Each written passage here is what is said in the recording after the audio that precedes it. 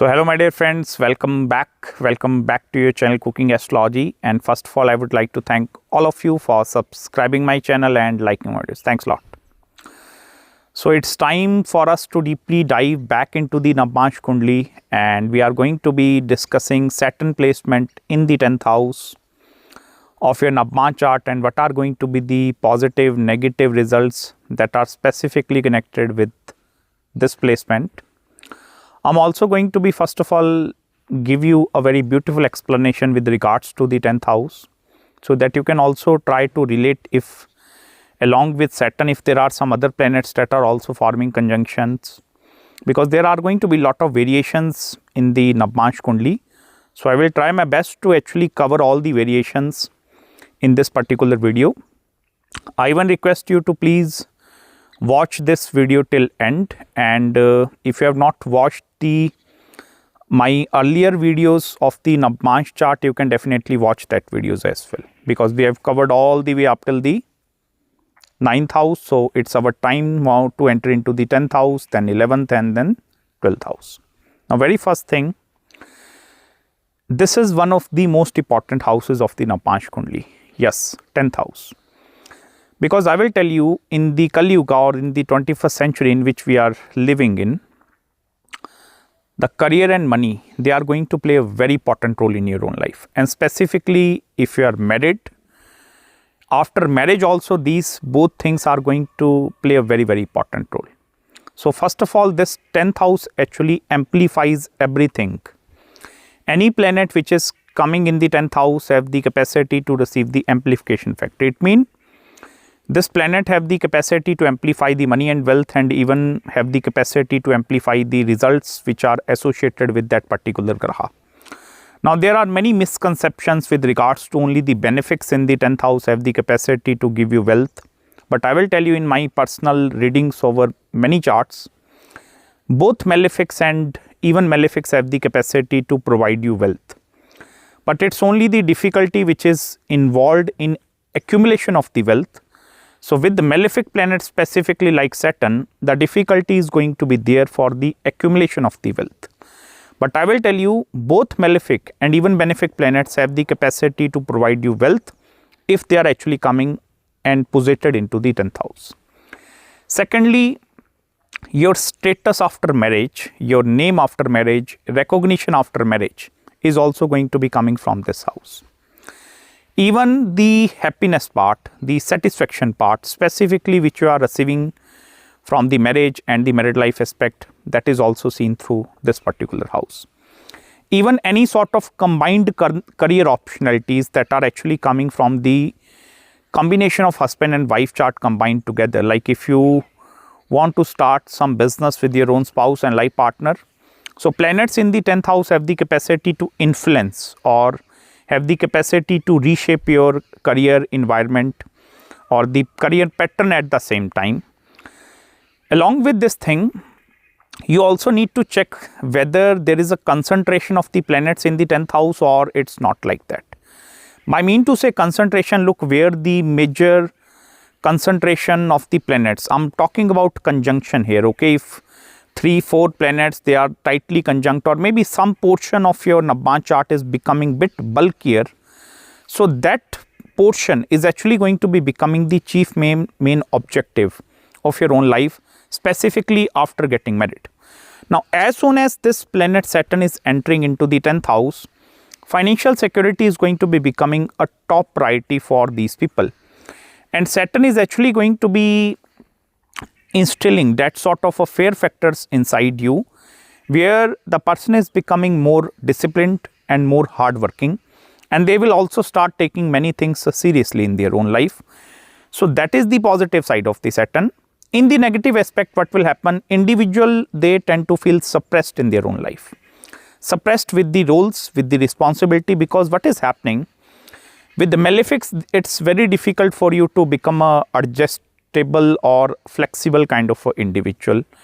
Benefics have the capacity to adjust according to the environment, but malefic planets, they don't have that sort of capability.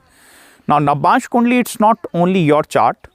It although represents the strength and the true dignity of the planetary alignments, But at the same time, this is also the chart which is going to show us many things with regards to the after marriage analysis and how the spouse is creating some positive and the negative factors in your own life.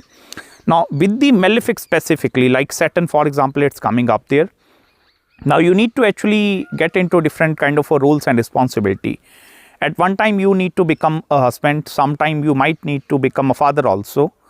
Sometime if you are in the older age, you tend to become like a grandfather also. You might need to become a boss, maybe manager in the company, professional person also. Sometime you tend to behave like a family oriented person also. So, with the malefics in the 10th house, what will happen?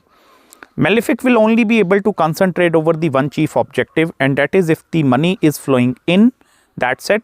I'm not be able to look into the other responsibilities of the life. This is the core concept of the malefics which are present up there. Now, although there are going to be many people which are going to be really very comfortable if the finances are coming in, but the suppression which is given by with this Saturn in the 10th house, it's going to be a very steep suppression. And that is where these individuals in the later stages of their life, when they reach to the age of 40, 45 and approximately 48th year also, then what will happen? A sudden urge is coming inside these people to express themselves or to actually show themselves in front of the society. Yes, I am there, I also exist up there. So, suddenly the capacity to actually receive recognition, the fame, that part is getting amplified into the later stages of the life. Because initially what is happening here, Saturn is becoming a full-end provider. Now, it doesn't matter whether you are a male watching this video or a female watching this video. If you are a female and even if you are married, you need to earn money. That is because the core characteristics of this graha, Saturn is a Karam Karka graha. In the Kalpursha Kundli also, it's ruling your Karam Bhav and the 11th house of Lav Sthan. Lav means your desires, your money actually. So, both of these houses are connected. Now, for example, if you pay attention towards your D1 chart now, look at the strength and dignity of the Saturn in the D1 chart and also pay attention towards the two important zodiac signs, where the sign of Capricorn and where the sign of Aquarius which is present up there. If, for example, the sign of Aquarius and Saturn may be posited into the 4th house and 5th house, so basically you are becoming Libra ascendant. So, as I told you, 10th house is the amplification factor. So, what will happen? The 4th and the 5th house things will get amplified in the 10th house after marriage. So, 4th house is your conveniences, your home actually. 5th house is your education, your intellect, and it's also the past life deeds, okay. Mantra sadhanas are also seen this with the 5th house. Now, if this Saturn is going in the 10th house, it will amplify 4th and the 5th house related activities. Similarly, I will tell you, if Saturn is forming connection with any other house in the D1 chart and it's sitting up there, it's going to be acting as an amplification factor. Secondly, you also need to check where the sign of Scorpio and where the sign of Aquarius and where the Rahu and where the Ketu. These four things you need to check into the Navamsha Kundli, like where the Scorpio, the sign of Aquarius, the Rahu and Ketu that are present up there. Because if Saturn is forming connection in the 10th house, any sort of connection, okay, it may be by conjunction setting up there, any sort of mutual aspect that is going to be happening and falling over the Saturn, this actually have the capacity to create a major karmic backlog into your own life. Now, by mean to say karmic backlog, it's in context with regards to the future spouse or your husband or your wife which is going to enter into your own life. Suppose if you are a married person watching this video, so your spouse and partner is going to be extremely very karmic. If out of these four things which I told you, Scorpio, maybe one planet is sitting in Scorpio and it's aspecting Saturn. Or maybe the Rahu is in forming conjunction with Saturn. Or maybe your 10th house lord itself, anywhere in the chart forming connection with the Rahu and Ketu axis, it represents a major karmic backlog. And this karmic backlog you need to clearing with one particular person, okay, and that is going to be becoming the destined spouse or destined life partner.